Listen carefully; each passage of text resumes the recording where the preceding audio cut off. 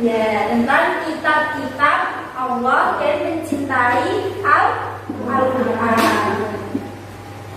Sebelum Ibu menjelaskan tentang meyakini kitab-kitab Allah dan mencintai Al-Quran, Ibu akan menjelaskan terlebih dahulu tujuan anak-anak belajar bab ini itu untuk apa. Yang pertama, anak-anak agar tahu kitab-kitab Allah yang diturunkan Allah itu apa saja, dan anak-anak juga akan tahu perbedaan kitab dan suhuf serta hikmah dalam beriman kepada kitab-kitab Allah. Sudah siap kita belajar hari ini? Ya, Bu. Oke, kita mulai ya.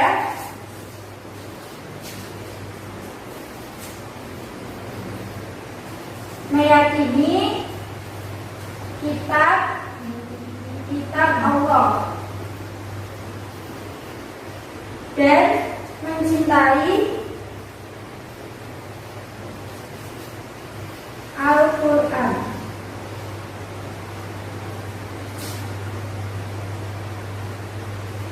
Nanti jangan lupa rangkuman ditulis ya, dan apa yang Ibu sampaikan nanti dicatat yang penting-penting saja, tidak usah semuanya. Karena nanti pada akhir pembelajaran kita akan mengadakan kuis, dan siapa yang mendapat jawaban yang benar nanti akan dapat hadiah dari Ibu. Ya, Bu. Siap ya? Untuk yang pertama, meyakini kitab-kitab Allah. Sekarang Ibu mau tanya, kalian sudah belajar mengaji di TPI dan sudah lulus kelas 6 SD ya? Sekarang kalian kelas berapa? 8. 7 atau 8? 8. Ya, kalian harus ingat kalian sudah kelas 8 SMP. Jadi tidak harus belajarnya itu jangan cuma main-main saja, tetapi juga membaca buku dan lain-lain ya. Kitab Allah itu yang wajib kita ketahui ada berapa? 4. Nah, pintar sekali. Namanya siapa? Baby. Oh ya, tepuk tangan untuk teman kita. Ada 4. Yang pertama siapa? Siapa yang tahu? Yang pertama apa? Taurat. Yang kedua? Zabur. Yang ketiga? Injil. Yang keempat? Al-Quran. Berarti sudah bisa ya ini semua ya? Alhamdulillah. Kita bahas yang pertama. Kitab Taurat. Allah menurunkan kitab-kitab itu untuk apa? Untuk menjadi pedoman umatnya. Masya Allah, menjadi pedoman umatnya. Ya, Allah menurunkan kitab di dunia untuk menjadi pedoman, petunjuk umat manusia. Oke, yang pertama kitab Taurat. Kitab Taurat itu diturunkan untuk Nabi Musa alaihi salam. Nah, kitab Taurat itu menggunakan bahasa, ditulis dengan menggunakan bahasa Ibrani. Dan kitab Taurat itu turun pada tanggal, siapa yang tahu? Belum baca ini ya, tadi malam belum belajar ya? Belum. Kitab Taurat itu turun pada tanggal 12 sebelum Masehi. Nah, di dalam kitab Taurat itu berisikan tentang hukum dan syariat. Kenapa bisa berisikan tentang hukum dan syariat, Bu? Karena kitab Taurat itu diberikan untuk kaum Bani Israel.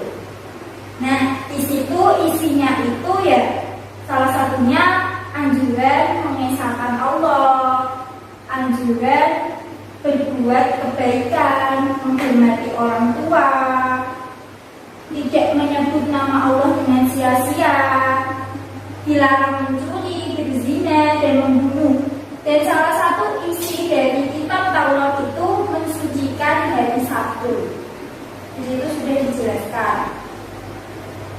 Sudah paham dengan kitab Taurat? Belum. Ada yang ditanyakan di kitab Taurat? Belum ada. Kita lanjut ya. Yang kedua, di kitab Zabur. Kitab Zabur itu diwahyukan kepada Nabi Daud. Kepada Nabi Daud alaihi salam. Menggunakan bahasa apa kitab Zabur? Kipti. Nah, Kipti. Itu pasti belajar ya tadi malam ya. Kipti. Nah, tadi kitab Taurat itu tahun 12 sebelum Masehi. Kalau kitab Zabur 10 apa 11? 10. 10 sebelum Masehi.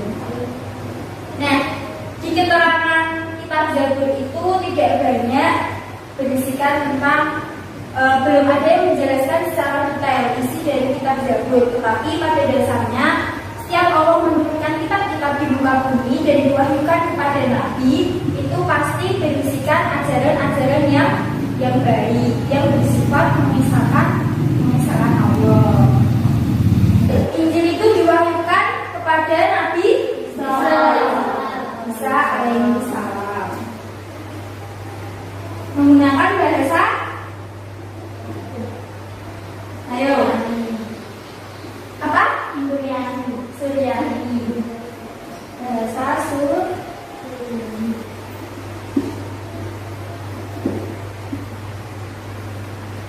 Injil diturunkan, diwahyukan kepada Nabi Isa dengan menggunakan bahasa Suryani. Itu untuk kaum kalau misalkan anak-anak tahu Isa, Isa itu berarti kaum Nasrani. Kaum Nasrani. Ini tadi Injil itu pada tahun berapa? Turunnya.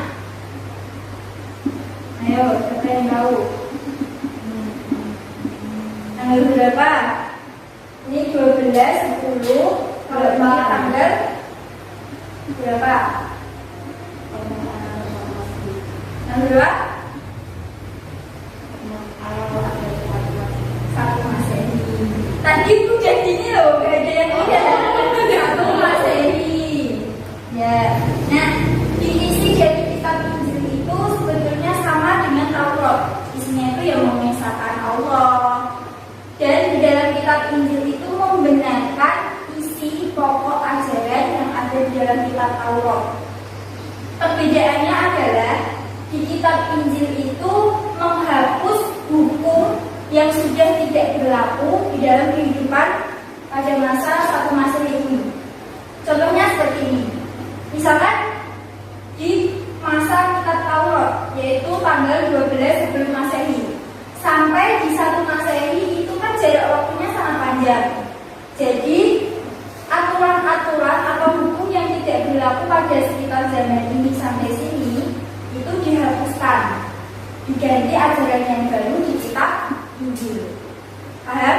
Nah, yang terakhir adalah kitab suci kita, kitab suci umat Islam.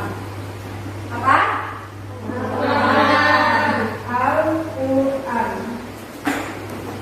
Nah, kalian di ketiga kitab ini harus saling menghormati isi dari ketiga kitab ini. Tetapi di kitab Al-Quran, anak-anak harus bisa beriman dan membacanya. Tidak hanya membaca, tetapi juga mengamalkan isi-isi atau pokok-pokok yang ada di dalam Al-Quran.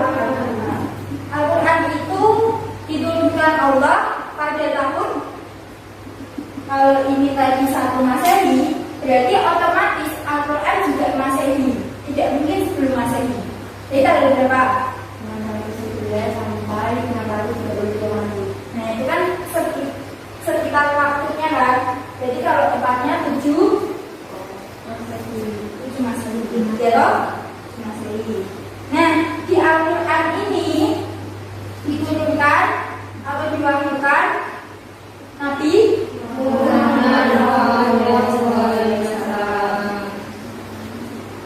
menggunakan bahasa apa? Bahasa Arab. Pastinya untuk kaum muslimin dan muslimat, mukminin dan mukminat. Nah, di dalam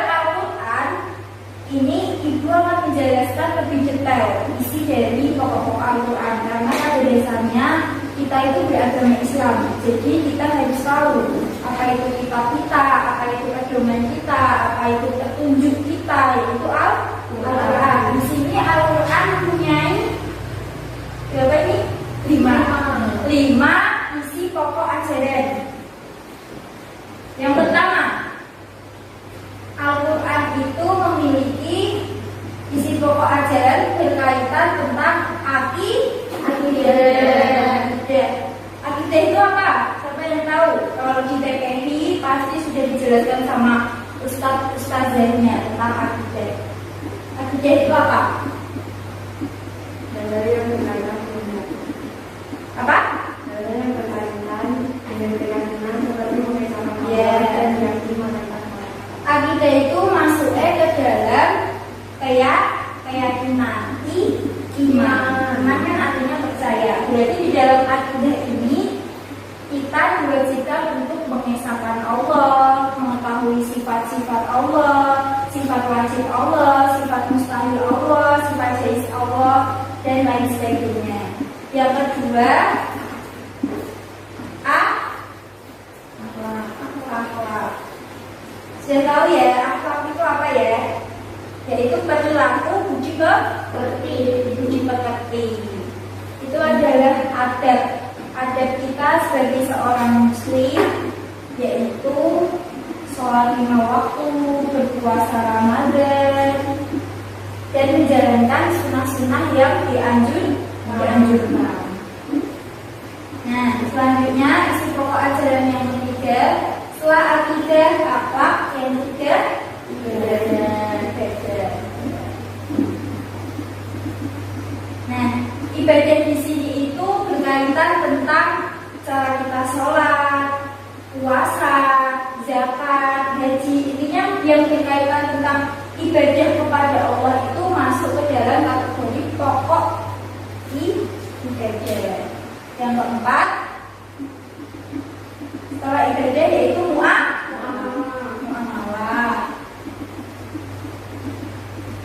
Nah, Ibu menjelaskannya kecepatan deh.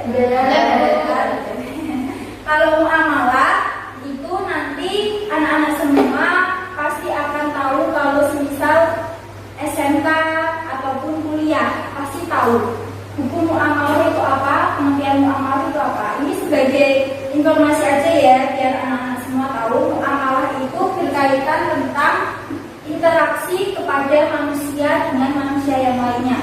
Contohnya seperti apa? Perdagangan, bisnis, jual beli itu masuk ke dalam muamalah. Ekonomi syariah, perbankan, koperasi dan lain-lain itu masuk ke dalam kategori muamalah. Selanjutnya yang terakhir apa? Yaitu sejajar.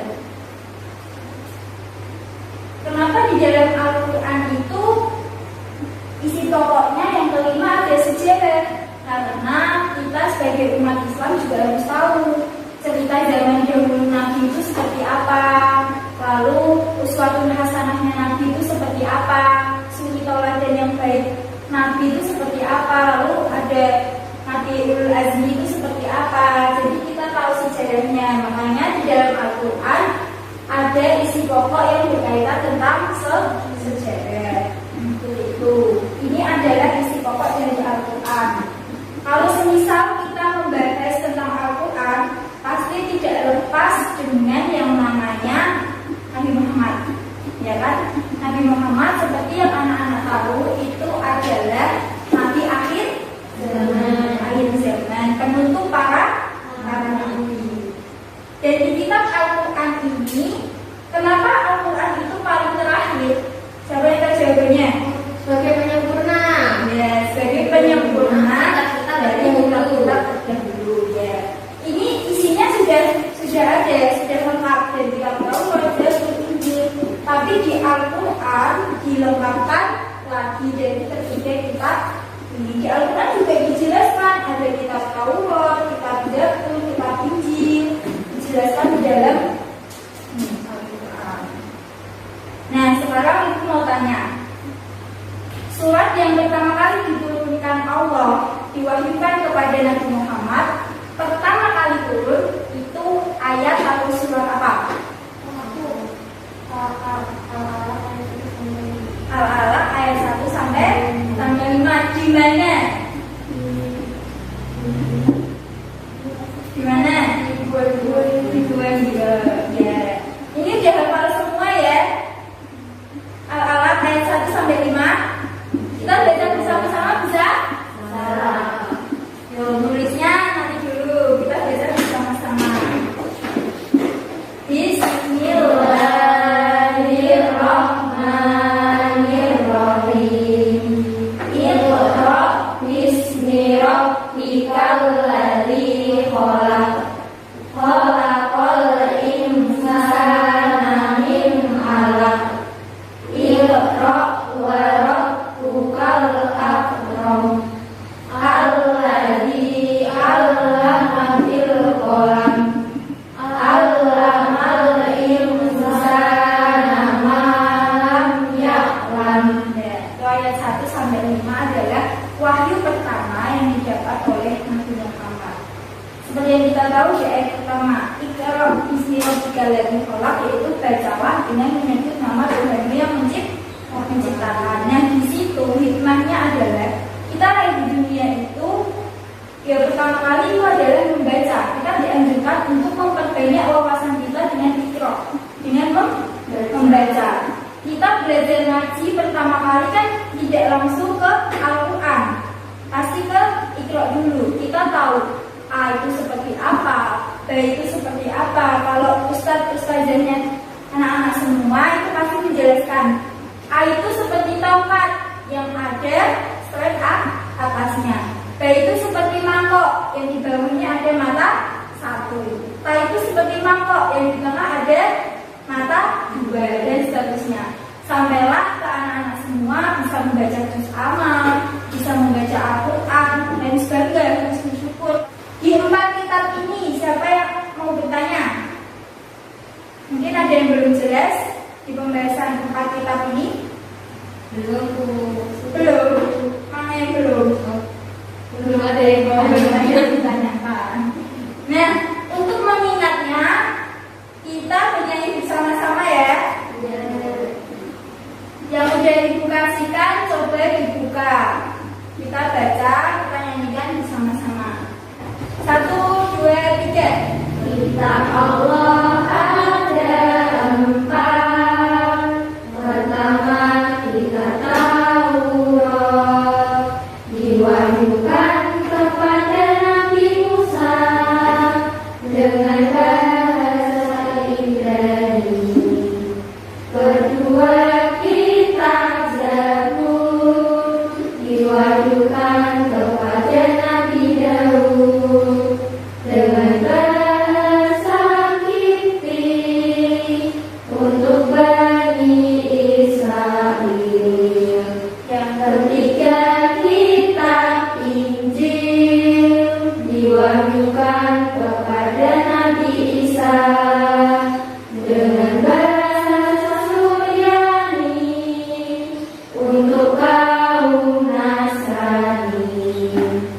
Terakhir kitab Al-Quran diwahyukan kepada Nabi Muhammad dengan bahasa Arab, pembenar kitab sebelumnya. Itu nanti diingat-ingat ya, bisa buat nanti kalau misalkan ada UTS atau UAS berkaitan tentang kitab-kitab Allah, kalian bisa nyanyi terlebih dahulu tuh. Misalkan kitab Taurat, siapa ya yang bisa dijelaskan? Yang pertama kitab Taurat. Nah, itu kan bisa membantu anak-anak semua buat mengerjakan ulangan atau UTS. Nah, di kitab ini sudah tidak ada yang ditanyakan kan? Selanjutnya kitab kedua yaitu mencintai Al-Quran. Sebetulnya masih satu bab, tapi ini ada 2 kategori, yaitu kitab Allah dan mencintai Al-Quran. Oke, di bab mencintai Al-Quran, sekarang mau tanya dulu. Bukti anak-anak semua mencintai Al-Quran itu seperti apa? Ngaji Al-Quran. Ya, membaca Al-Quran sama dengan mengaji.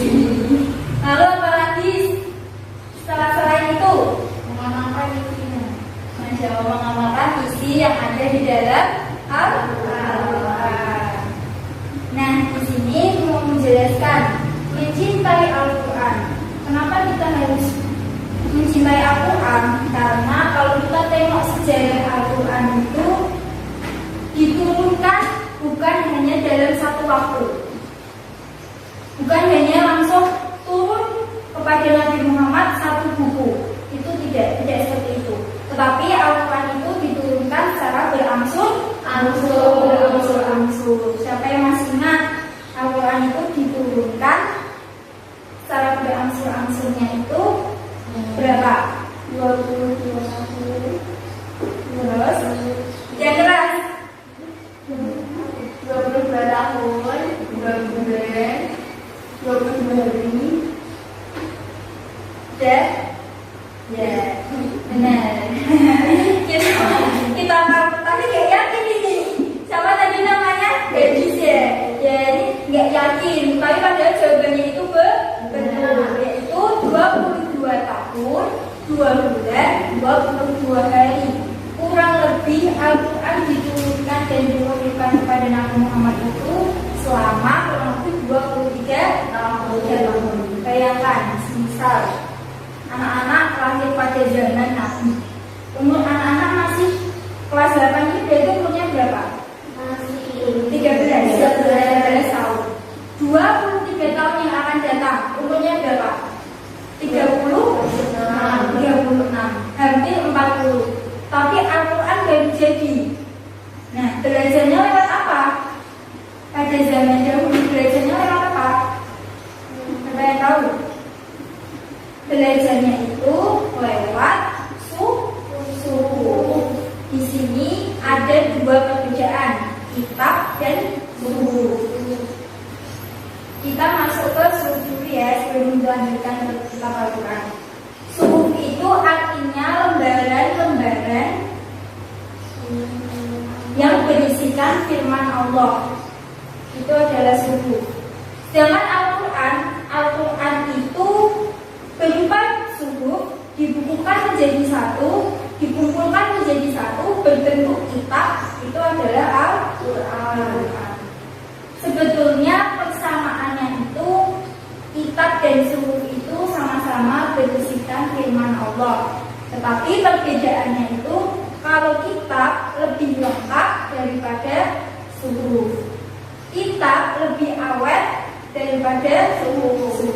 Nah, seperti itu. Jadi yang kita lihat sekarang ini, yang anak-anak ngaji sekarang ini sama ustaz dan ustazahnya itu sudah berbentuk kitab Al-Quran. Dulu itu berbentuk lembaran yang dibukukan pada zamannya Khalifah Utsman itu menjadi sebuah kitab. Makanya kan ada yang Mushaf Utsman, Mushaf apa, itu kan juga sama halnya dengan waktu dulu. Lembaran-lembaran itu dijadikan satu menjadi sebuah kitab Al-Quran. Nah, sebelum kita masuk ke dalam hikmah kita mencintai Al-Quran dan beriman kepada Al-Quran, Ibu mau bercerita sedikit. Boleh? Biar tidak nulis terus ya, capek ya? Itu namanya sekolah, namanya belajar yang harus melaku. Nah, ceritanya adalah seorang penulis dan mahasiswa. Ada yang tahu cerita itu? Belum. Nah, di waktu ketika pada zaman itu seorang penulis sedang launching buku pertamanya, merilis buku pertamanya. Itu pasti jadi banyak orang kan, dari mulai semua kalangan, dari mulai remaja, mahasiswa, orang tua, anak-anak pasti datang di acara tersebut. Tapi pada waktu itu seorang penulis itu bilang kepada semua yang datang pada waktu itu, beliau mengatakan bahwa kenapa sih orang Muslim itu marah, tidak terima jika Al-Quran itu dibakar. Padahal Al-Quran itu hanya lembaran kertas yang bertuliskan tinta. Itu kalau semisal anak-anak posisinya di waktu itu, yang dirasa anak-anak apa? Marah kan? Iya, Bu. Emosi kan? Iya. Karena menghina kitab Al-Quran. Nah, di suatu ketika juga di waktu yang sama ada salah seorang mahasiswa dalam jurusan Islam. Dia memberanikan diri untuk datang naik ke atas panggung dengan berkata, "Pak, boleh saya meminta salah satu novel dari yang diterbitkan Bapak?" Lalu secara antusias penulis itu pasti bilang, "Oke, tentu saja boleh.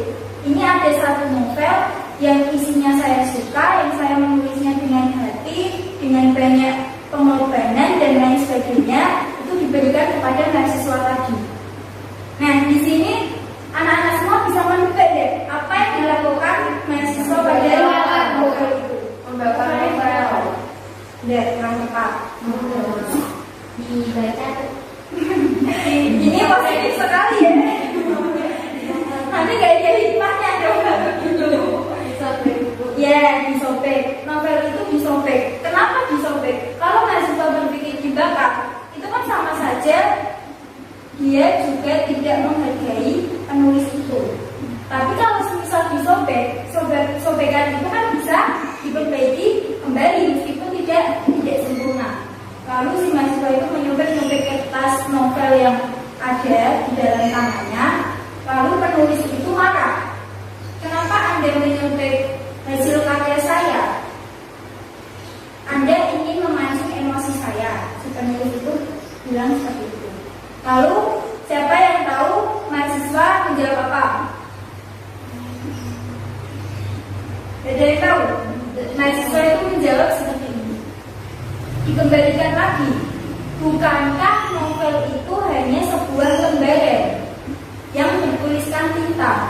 Bukannya isi dari novel itu sudah ada di dalam diri dan pikiran Bapak, karena Bapak yang menulisnya. Nah, cerita itu dikembalikan lagi. Setelah itu penulis itu sadar bahwa bukan wujud bentuk isi dari lembaran, tetapi apa? Ya, tapi makna isi yang ada di dalam kandungan sebuah karya itulah yang harus kita hargai. Nah, dari situ si penulis itu meminta maaf kepada semua orang yang ada yang hadir pada acara tersebut, dan seketika semua berdiri dan bertepuk tangan untuk mahasiswa tersebut. Nah, dan itu adalah sikap yang perlu kita contoh. Kita tidak boleh takut jika itu merupakan suatu hal yang benar, tapi kita juga tidak boleh mengesampingkan menghormati orang lain. Kita boleh emosi, boleh marah, boleh apapun itu, tapi kita juga harus ingat, kita harus tetap menghormati orang lain. Gimana caranya? Kita bisa menyadarkan orang lain tanpa harus menjatuhkan harga diri mereka. Seperti itu. Sudah paham ya? Jadi hikmahnya kita membaca Al-Quran itu bisa untuk asyifa, sebagai obat penenang. Misalkan nih anak-anak lagi galau atau lagi bahasa zaman sekarangnya bucin, ya, atau apalah itu berkaitan tentang perasaan, tentang cinta atau tentang persahabatan. Itu anak-anak bisa membuka kitab dulu, membuka kitab dan membaca walaupun hanya satu ayat atau satu surat lebih baik. Itu kan tandanya anak-anak ingat Allah, menyertakan kesedihan anak-anak semua, kebahagiaan anak-anak semua itu bersama Allah. Jadi insya Allah jika kita menyertakan apapun itu dengan dasar kita ikhlas, dengan dasar kita sabar, pasti Allah akan mempermudah jalan kita. Ibu mohon maaf apabila ada tutur kata dan kesalahan dari ibu. Yang baik diambil, yang buruk kita jadikan pembelajaran bersama-sama ya. Terima kasih.